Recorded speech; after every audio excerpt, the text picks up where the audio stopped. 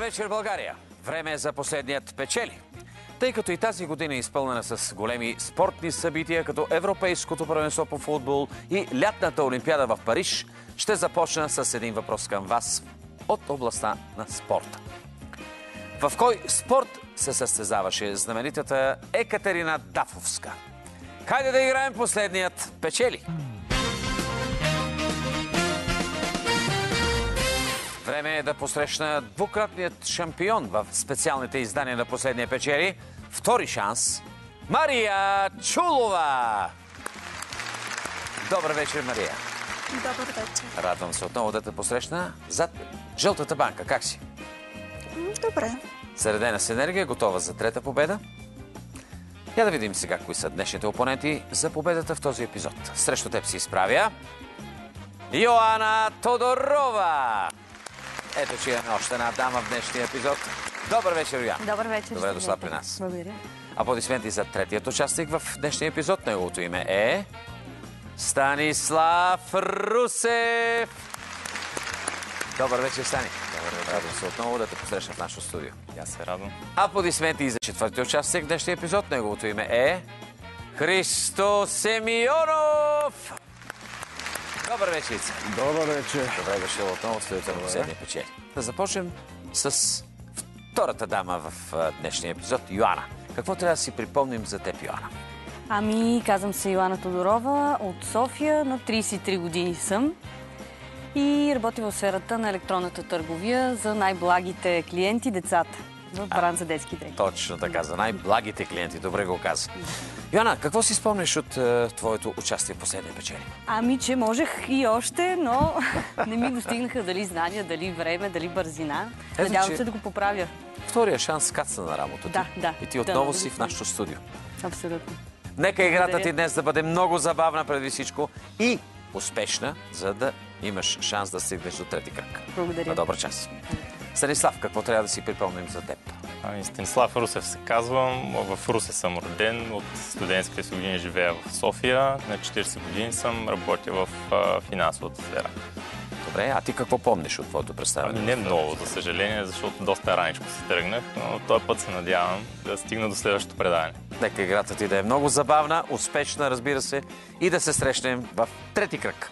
Благодаря. Ице, какво ще ни припомниш за себе си? От София съм на 55 почти, без малко. И съм общопрактикуващ лекар в София. Чудесно. А какви са твоите спомени от играта ти? Положителни. Добутах го до трети кръг и там вече Какво се случи там?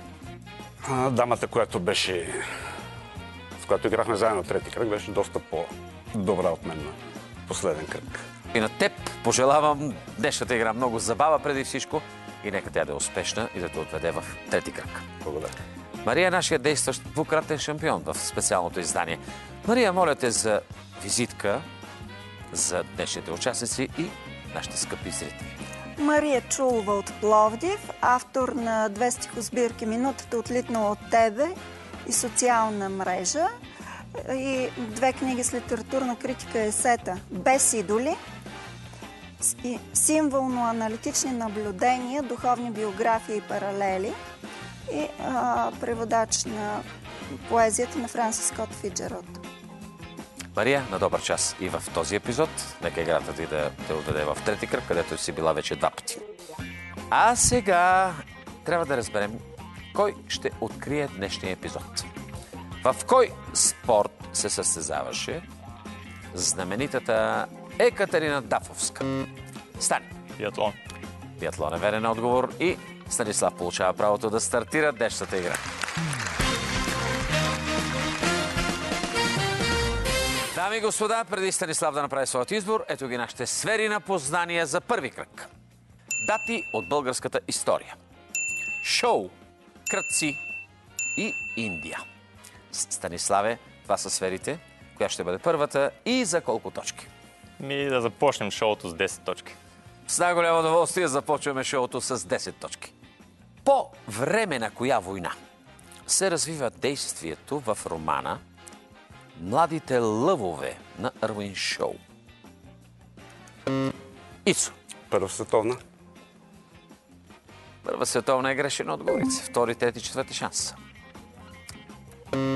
Йоана. Втората световна. Ами втората е.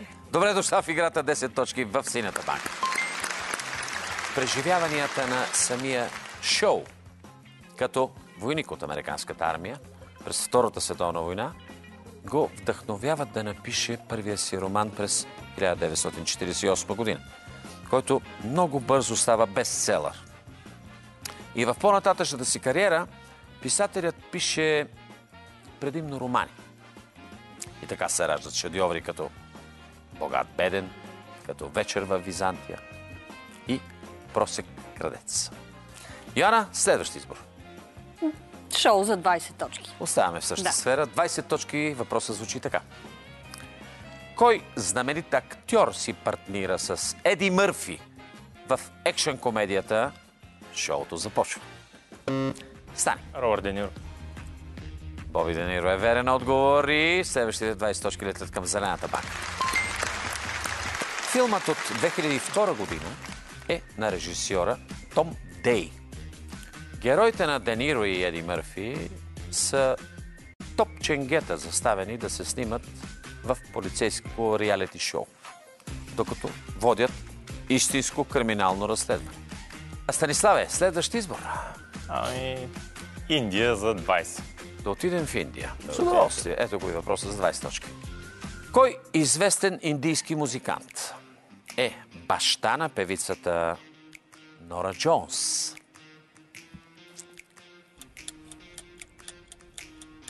А бащата на Нора Джонс се казва Рави Шанкар. Индийският композитор и изпълнител на ситар е един от най-популярните музиканти в Индия, оказал изключително влияние за популяризирането на индийската музика в западния свят. Той е сред основателите на Националният оркестър на Индия. Работил е с музиканти като Джордж Харисън, като Джон Колтрейн и Филип Глас. И е носител на няколко награди Грами. Изключително талантливата му дъщеря Нора Джонс не остава по-назад, като до момента тя е носителка на 9 от престижните статуетки. Продължаваме напред отново с Станислав. От Индия на къде? Да, и към България, да видим датите в българската история пак за 20.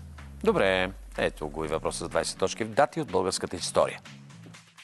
По времето на кой наш владетел се състои славната за българите битка при Клокотница от 1230 година?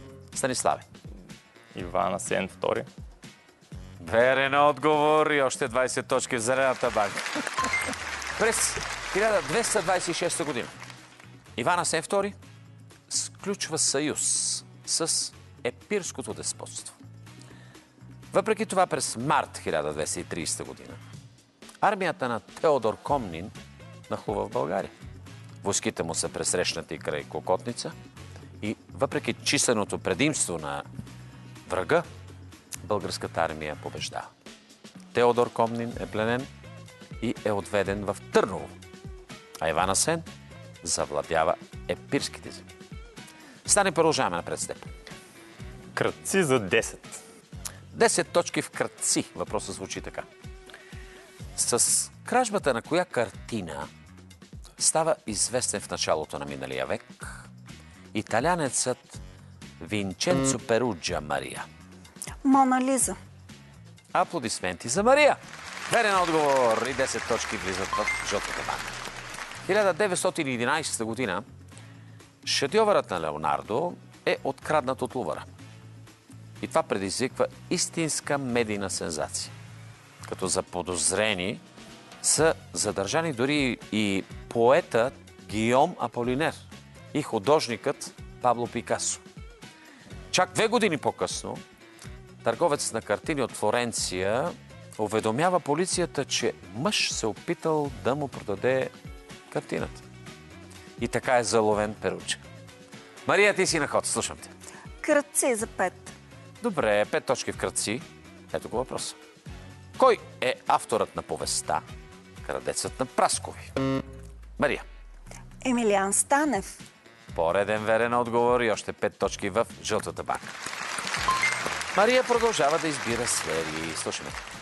Индия за 5 точки. Връщаме се в Индия. Ето го въпроса за 5 точки. Кое е популярното наименование на индийската киноиндустрия? Йоанна. Боливуд. Верен отговор и 5 точки са в синята банка.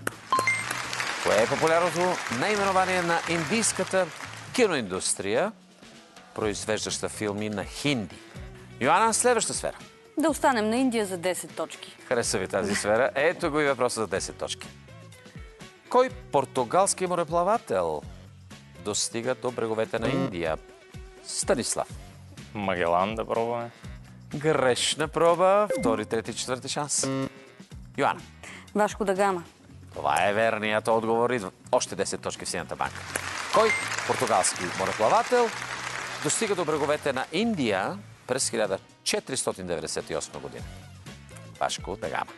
През 1497 новия португалски крал Мануел изпраща експедиция към Индия с цел откриването на нов търговски маршрут до Азия.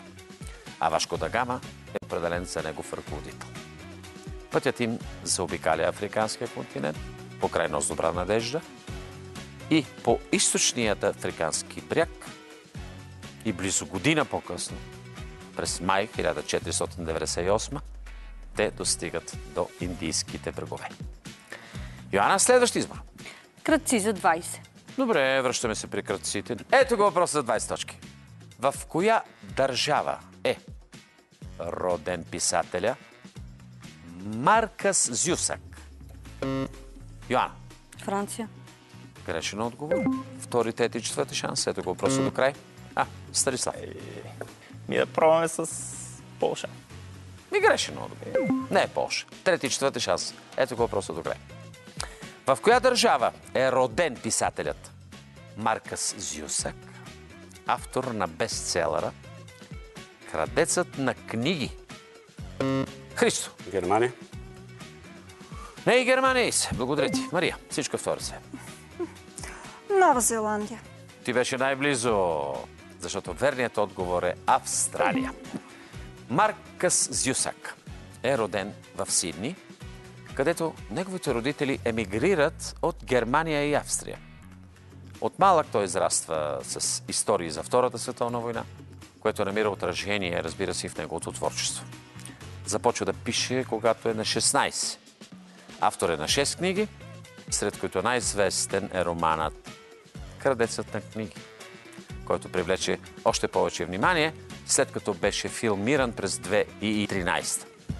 Отново Йоанна избира сфера. Да видим Индия за 40, че нито една 40 не сме... Ето време да Минали. започвате тези 40. Ето го въпроса за 40 в Индия. Кой град е столицата на най-големият по площ щат на Индия? Раджастан. Станислав. Ми да пробваме с Делхи. Ми не е Делхи. Йоанна. Гоа. Втора грешка. Трети и четвърти шанс. Мария или Ицо? Ицо. Мумбай. Трета грешка. Мария. Всичко е в твоя ръце. Коя е Ахматабад. столицата на Раджастан? Ахматабад. Четвърта грешка. А тук верният отговор е Джайпур. Раджастан е разположен в северо-западната част на Индия. Той е известна туристическа дестинация. Наричат го и Розовия град, заради преобладаващия цвят на сградите. Йоанна, отново сме с теб. Затворихме Индия, а сега на къде? Шоу за 40. Добре, да отворим топ въпроса в шоуто. В коя известна пиеса на Бърнард Шоу експерт по дикция сключва облог, че ще успее да превърне една обикновена продавачка на цветя в изтънчена дама? Йоанна. Пигмалион. Браво, Йоанна! 40 точки в синята банка. Пиесата е поставена за първи път през 1913 година, къде е в Виена. А в Англия е представена една година по-късно. Придобива световна слава през 1938 година, когато по нея е направен филм, който дори печели Оскар за най-добър сценарий. Йоана, след Пигмалион, на къде? Кръци за 40. Добре, ето го и следващия топ въпрос. Няколко месеца преди световното първенство по футбол, в коя държава през 1966 световната купа е открадната? Англия. Станиславе. Англия. Ти залагаш на Англия. Аз залагам 40 точки, които спокойно пътуват към Зелената банка. Верен отговор. Няколко месеца преди световното първенство по футбол в коя държава? През 1966 година. Световната купа е открадната от изложбена зала. Англия. Верен отговор. Купата Жул Риме изчезва на 20 март 1966 година от изложбена зала в Уестминстър. Малко преди началото на световното първенство в Англия. А няколко дни по-късно трофея е бил открит. Но не от полицията, а от кучето Пикълс по време на разходка. Стани и продължаваме напред с теб. Да затворим шоуто тогава. Как ще затваряме шоуто, моля те? Ще затворим само сферата. Нека да има шоу. За 5 точки то звучи така.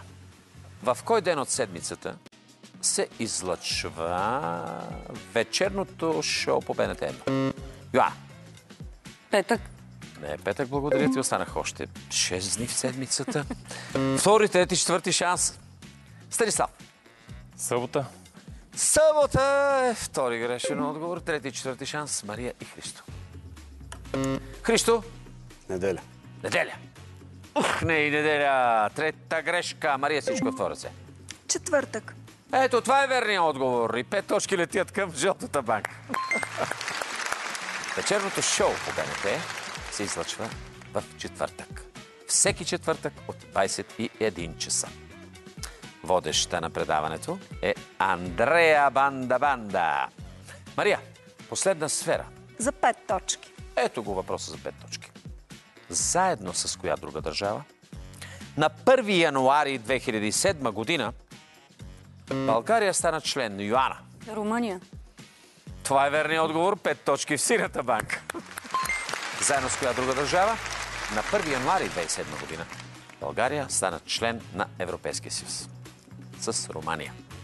Последни два въпроса, Йоана, в дати от българската история. Да видим за 10 точки дати от българската история. Дати от българската история 10 точки. През коя година беше българското председателство на Съвета на Европейския съюз? Станислав. 2021. Грешка. Мария, слушам. 2018. Верен отговор 10 точки в Шампионската банка. Официалното откриване на българското председателство стана на специална церемония в Народния театър, на което официални гости бяха Доналд Туск, Антонио Таяни и Жан-Клод Юнкер. Самото председателство продължи 6 месеца и премина под мотото "Съединението прави силата". Да видим как приключва първи кръг в днешното издание. Станислав е начело с 80 точки, следвано от Йоана на второ място с 70. 30 са в банката на нашия действащ шампион Мария. Ицо още не се е записал. 40 точки още са в играта. Но къде ще отидат тези 40 точки, естествено ще стане ясно веднага след рекламите по Българската национална телевизия. Останете с нас.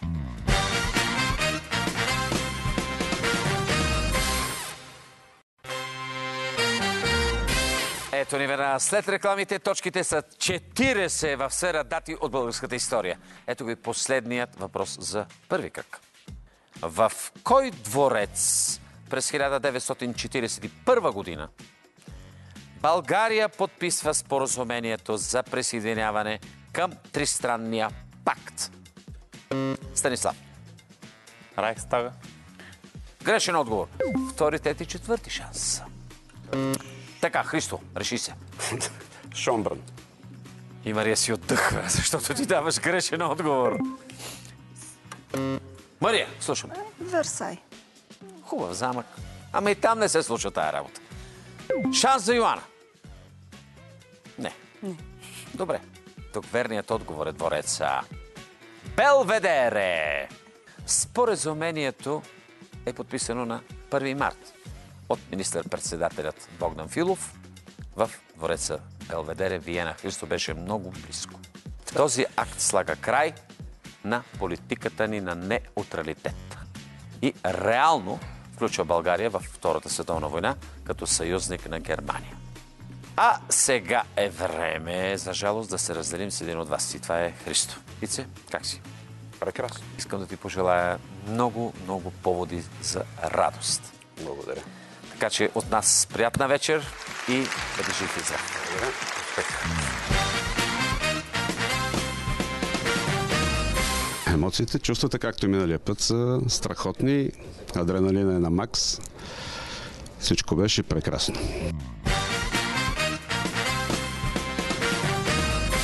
Станиславе, имаш 2 дами за компания в втори кръг. Тъй като ти си с най-висок резултат, ти ще откриеш играта във втори кръг и всички въпроси, както добре си спомняте, аз ще ви задам на нашата видеосцена с помощта на видеоматериали от фонда на Българската национална телевизия.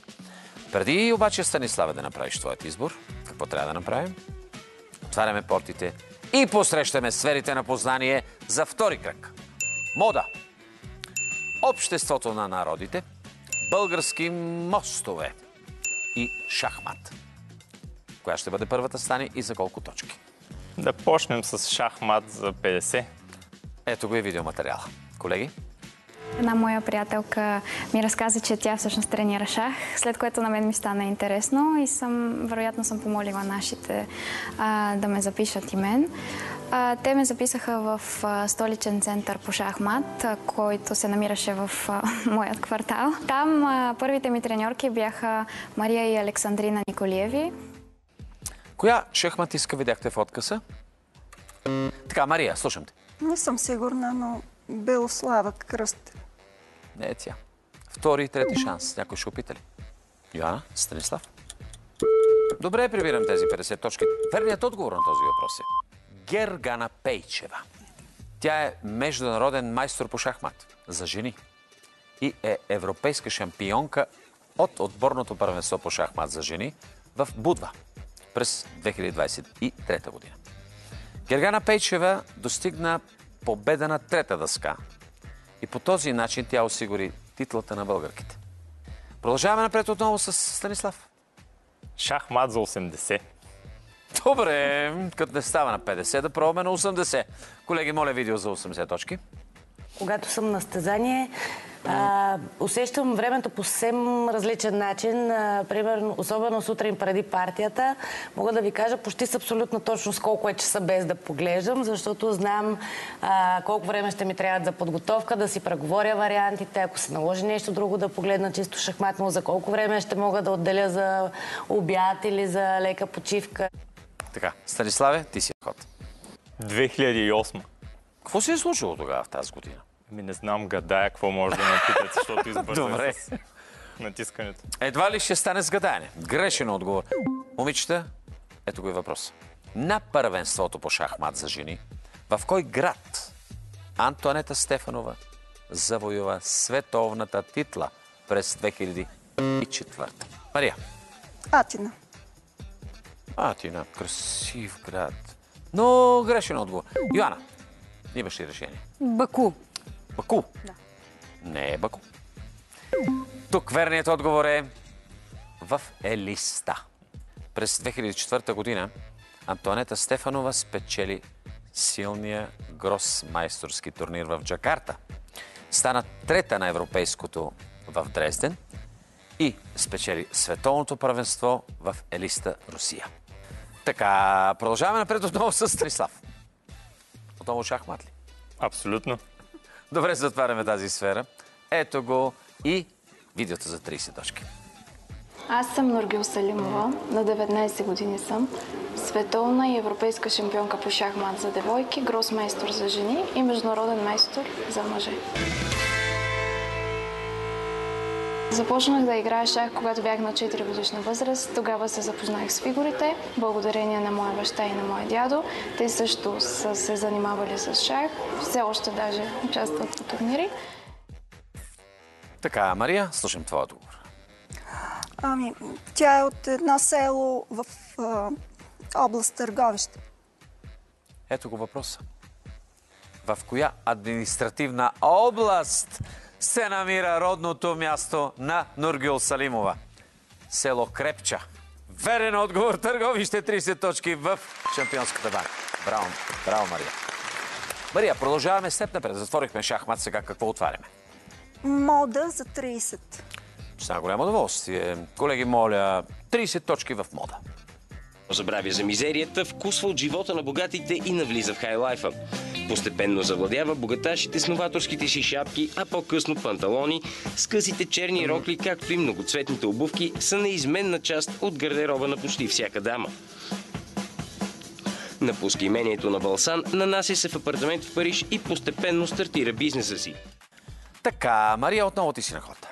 Габриел Коко Шанел. Как звучи въпрос? За коя френска дизайнерка чухте да се говори в отказ? Точно така, за Коко Шанел.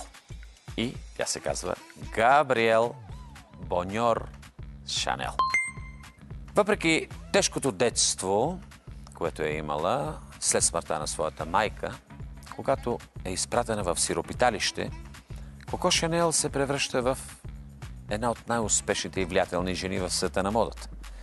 Филмът Коко преди Шанел разказва именно историята за излигането на френската дизайнерка. А в нейната роля се превъплъщава актрисата Одри Туту. Мария, продължаваме напред с теб. Следващи избор. Български мостове за 30 точки. Добре, ето го следващото видео за 30 точки. Колеги. Нуждата от каменен мост станала наложителна. Тогава на околийския началник Мюдюрина Сюлейман Бей било възложено със собствени сили да започне построяването на този мост. Той възложил строежа на моста на известния самоук, но много талантлив български майстор-строител Никола Фичев, или както всички го наричаме Колю Фичето. Така, Станиславе, слушаме твой отговор. Бяла. Град Бяла. Град Бяла е грешен отговор към въпроса, който не чу. Ето го и него. Кой е родният град на Колюфичето, Йоана? Ловеч. Не е Ловеч, Йоанка. Мария, ти си на ход. Котел. И Котел не е верен отговор. Тук верният отговор е Дряново. А мостът, за който става въпрос в отказа, Станиславе, се намира в град Севлиево. Мария, след българските мостове, къде отива? Обществото на народите за 30 точки. Добре, да отворим и последния въпрос за 30 точки. След Първата световна война е назначен за върховен комисар на ООН за военнопленниците и бежанците и така спасява милиони хора от глад, нищета и смърт. Тогава Нансен измисля нещо революционно. Изготвя специален документ, който дава право на бежанците да пътуват безпрепятствено по света и да се заселват където сметнат за добре. Така, Мария, слушаме те.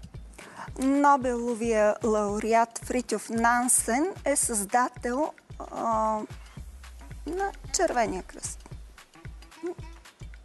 Да, Червения кръст. Добре, ти залагаш на Червения кръст. Благодаря ти, залогът ти е грешен. Втори и трети шанс, ето го въпрос.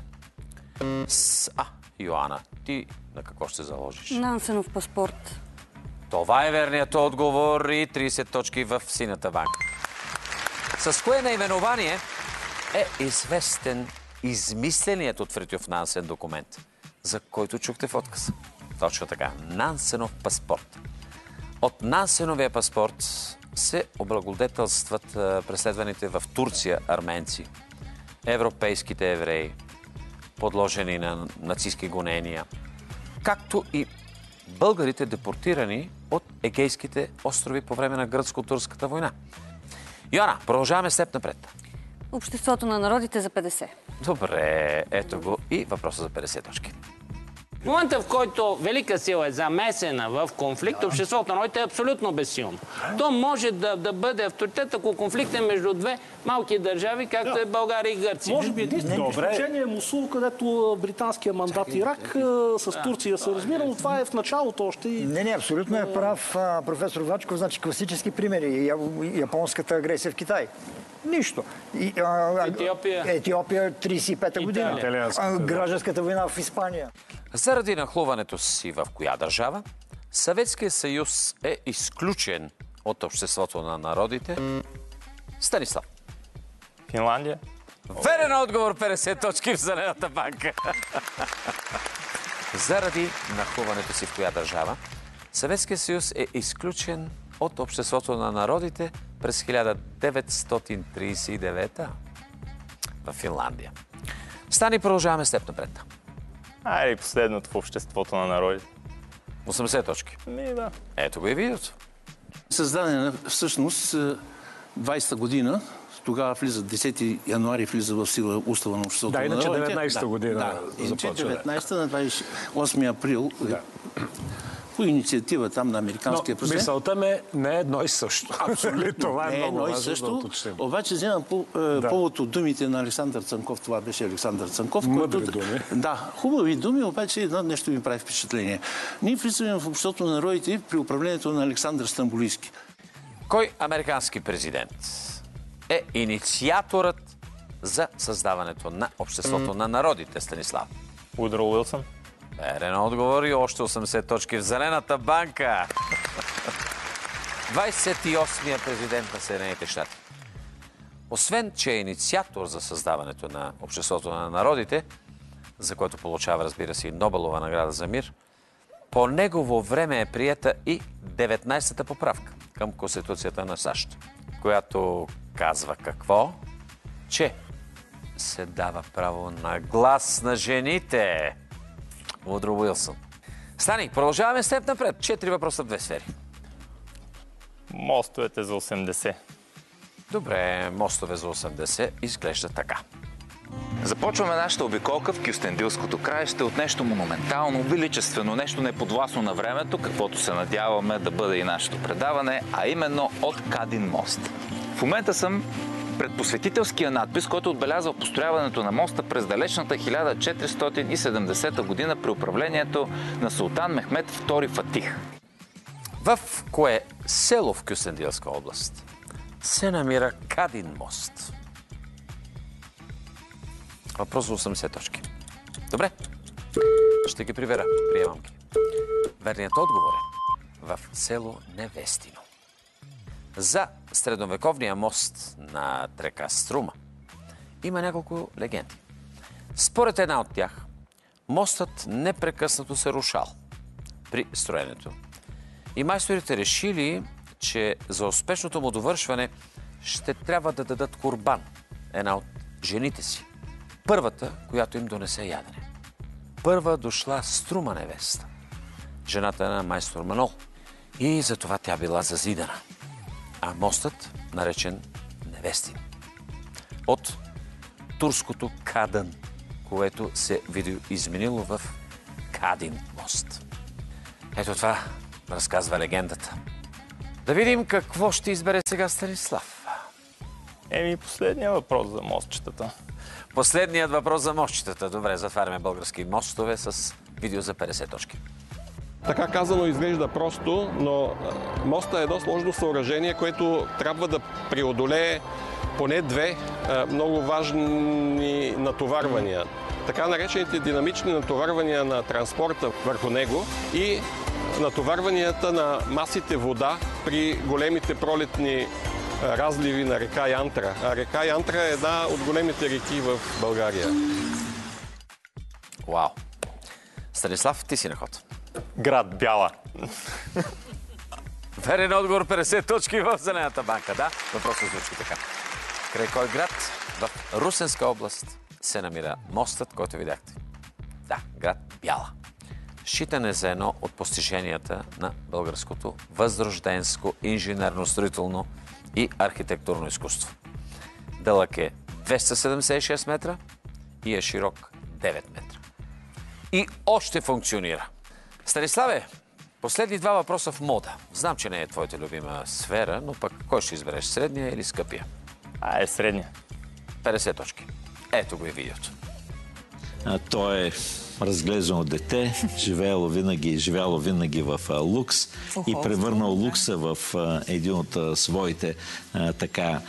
от своите и символи, една от своите цели, но това не е най-важното. По-важното е, че Валентино е интересен продукт на смесицата на френската изтънчена мода и на тази опияняваща италианска елегантност. Кой журналист и моден експерт видяхте в откъса? Йоана. Любомир Стойков. Верен отговор, 50 точки за Йоана в Синята банка. А сега да видим какво се случва в края на втори кръг. Станислав е начало с 260, сигурен играч в трети кръг. Йоана е с 150 на второ място. Нашия действащ шампион Мария е с 90 на трето. Едни 80 обаче още са в играта. Но къде ще отидат тези 80 точки, ще стане ясно веднага след рекламите по БНТ. Останете с нас, за да разберете.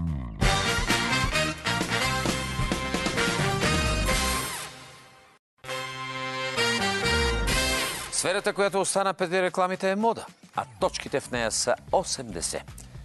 Дойде време да изгледаме и последното видео за втори кръг. Колеги, моля. Той е роден 33-та година и 33-та година е за Германия, това е идването на власт на Хитлер. И това е нещо, от което той се срамува, винаги се е срамувал, много често говори за тази част от историята на Германия. Той все пак е германец, въпреки че много май не е искал да е германец. Оттам ли идва и прозвището му Кайзера, което той никак не го харесва? Да, той не харесва прозвището Кайзера, точно защото това в Германия, когато ти кажат Кайзер, както на Франц Бекенбауер му казват Кайзера, това значи, че си мастер в мастърс, нали, големия майстор на нещо. Йоана, слушам твой отговор. Карл Лагерфелд. 80 точки в Синята банка! И Йоана затвърди участието си в трети кръг. Да, въпросът звучи така. За кой известен моден дизайнер, наричан и Кайзера, чухте да се говори в откъса? За Карл Лагерфелд. Той е роден в Хамбург, не обичал да казва годината си на раждане. Най-вероятно заради причината, която чухме. Идването на власт на Хитлер. Още като много млад той заминава за Париж, а по-късно и за Италия, където работи за едни от най-известните световни дизайнери.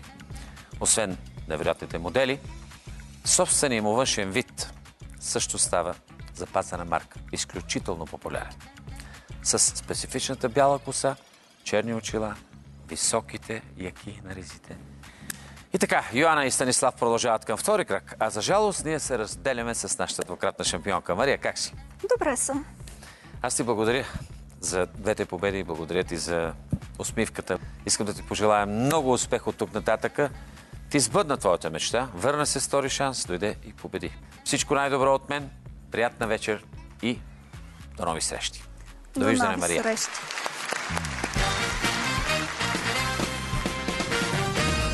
Има удовлетворение. Надявам се моите ученици да станат по-любознателни. Станислав и Йоана, добре дошли в трети кръг на последния печели. Разликата във вашите банки е само 30 точки.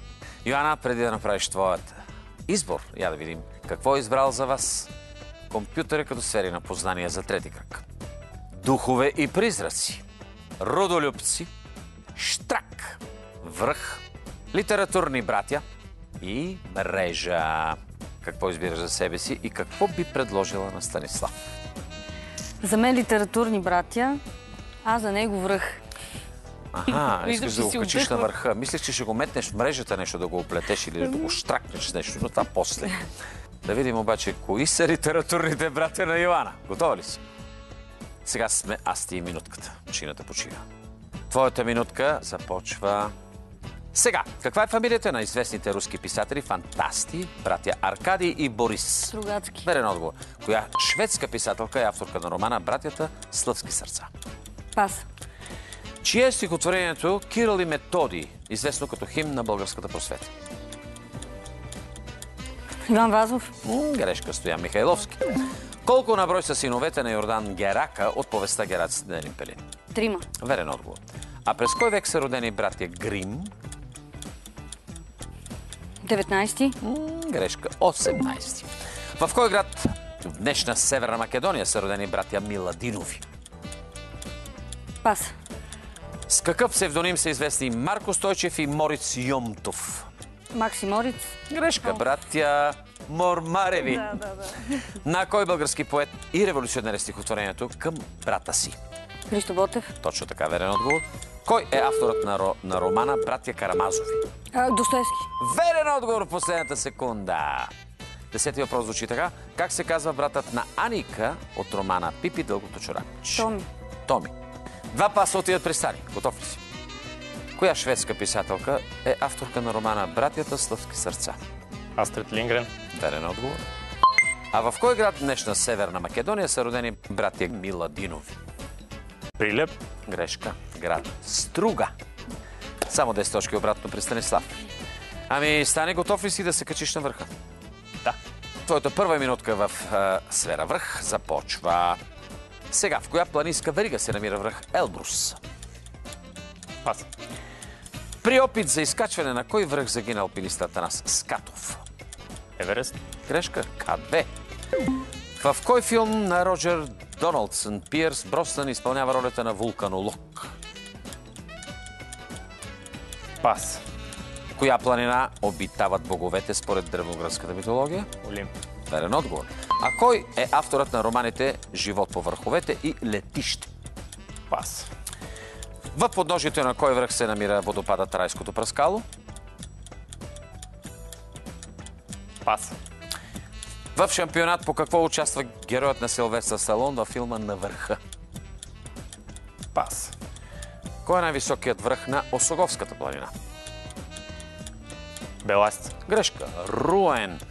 На коя група е песента Hey Jude достигнала на върховете на класациите през 1968 година? Битълс. Битълс ти носи 10 точки. Твоята минутка приключи. 10-ти въпрос звучи така. В коя планина се намира връх без бог? В Пирин. Доста пасове отиват при Йоанна, цели 5. Започвам. В коя планинска верига се намира връх Елбрус? Карпатите. Грешка.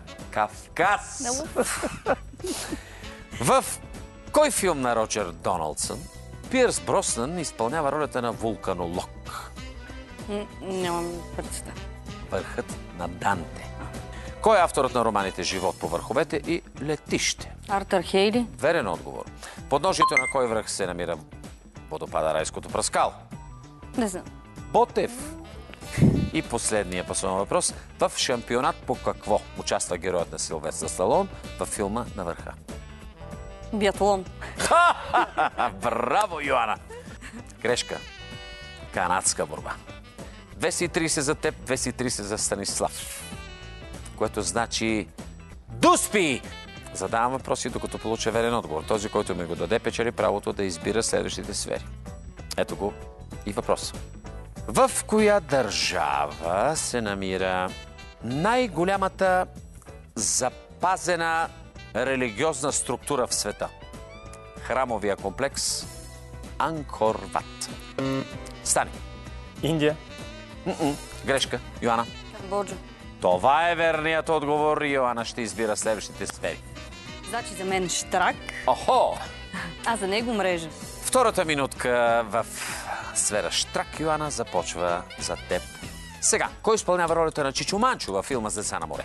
Георги Парцалев. Верен отговор. А колко на брой традиционно са мишените в биатлона? Пас. Коя кралица на Франция е гилотинирана през 1793-та? Верен отговор. Какво е малкото име на съветският инженер Калашников? Пас. Нарицателно название на фотографии, които правят тайни снимки на знаменитости? Папараци. Верен отговор. Кой български поп-певец изпълнява хита "Щракам си с пръсти"? Георги Христов. Верен отговор. А за убийството на кой политик е арестуван Ли Харви Освалд? Пас. На Олимпиадата в кой град през 2000 година Таню Киряков спечели златен медал по стрелба? Атина. Грешка. Сидни 2000 година. Какъв е по националност Луи Дагер, един от създателите на фотографията? Французин. Верен отговор. Кой изпълнява главната роля в комедийния филм на Франк Корачи "Штрак"? Адам Сандър. Верен отговор последната секунда. Станиславе, готов ли си? О, да. Да поштракаме малко. Колко на брой традиционно са мишените в биатлона? 5. 5 е верен отговор.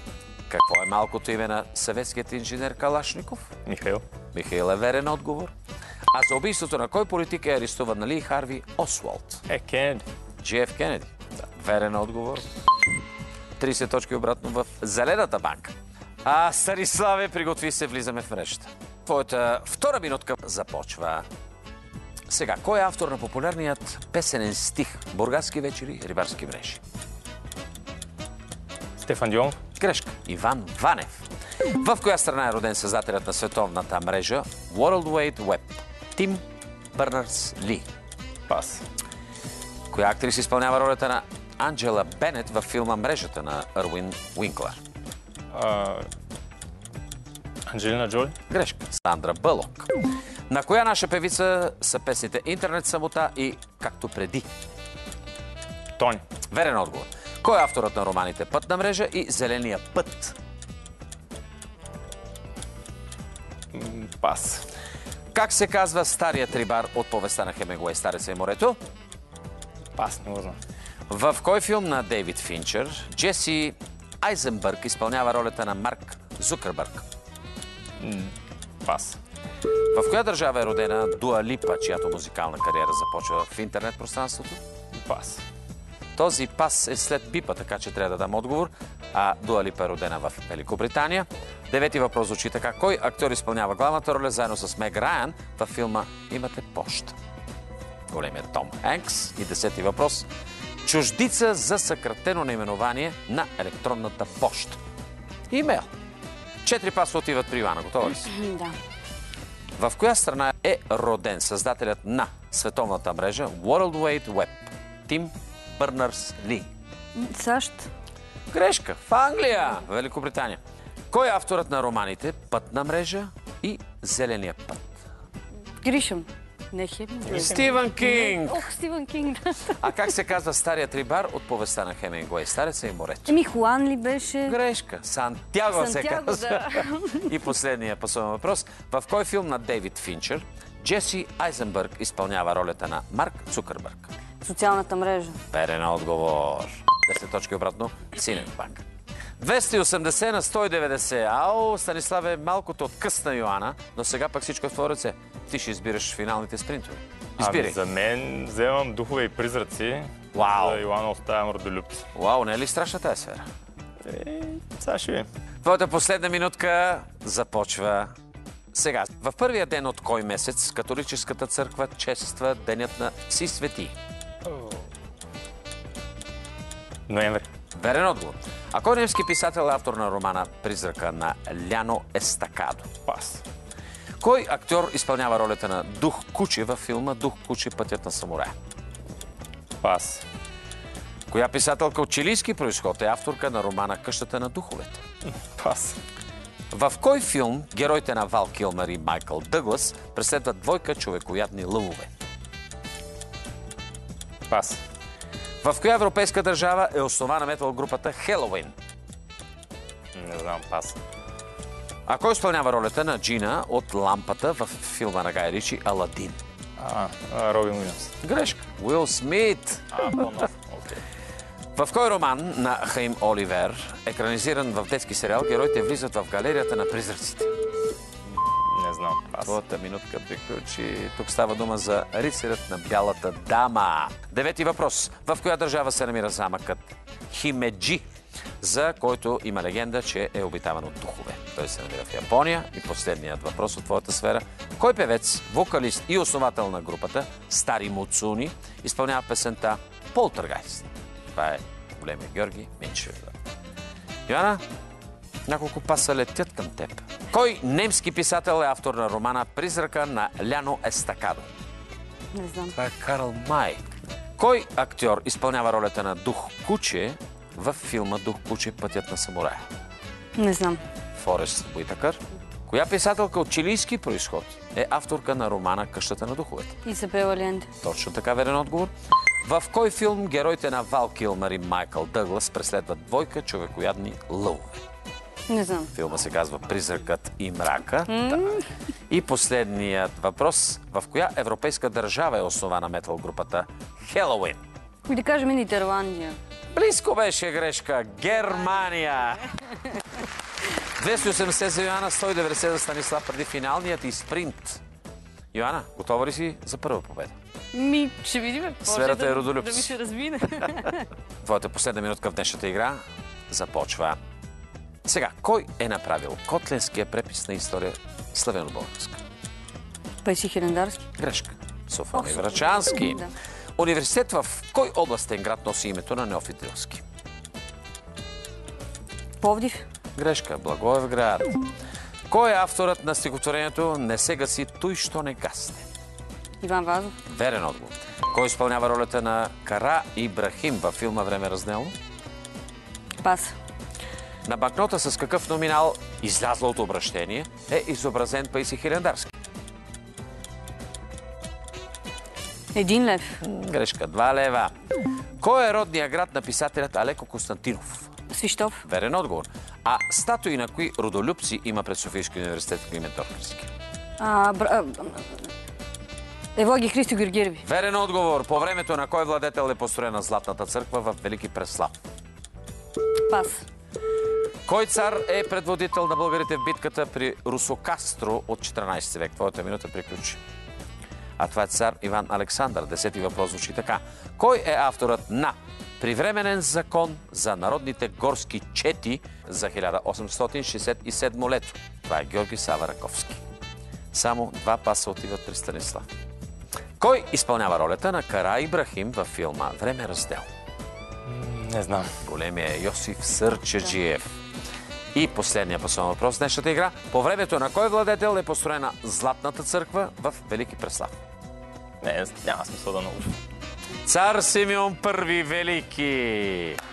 Йоанче, честита първа победа. Благодаря. Много добре. Стани, къде изпусна играта според те? Тя си я взе, не съм я изпуснала аз. Победата си е победа. Така е, победата си е победа. Стани, наистина направихте прекрасен финал. И аз ти благодаря, че прие поканата за втори шанс. Аз ти изпращам с много големи аплодисменти и ти пожелавам всичко най-добро. И аз благодаря за поканата. Всичко хубаво и приятна вечер. Благодаря ти. Чакам трети шанс. Разбира се. Чувствам се много добре след този оспорван финал. Второто идване беше много по-добро представяне от първото, за щастие. Трудно ми е да кажа на какво се дължи. Може би вече знам какво правя и съм по-спокоен и играта върви по-добре. Йоана, ти как се чувстваш? Много добре. Успях да хвана втория шанс.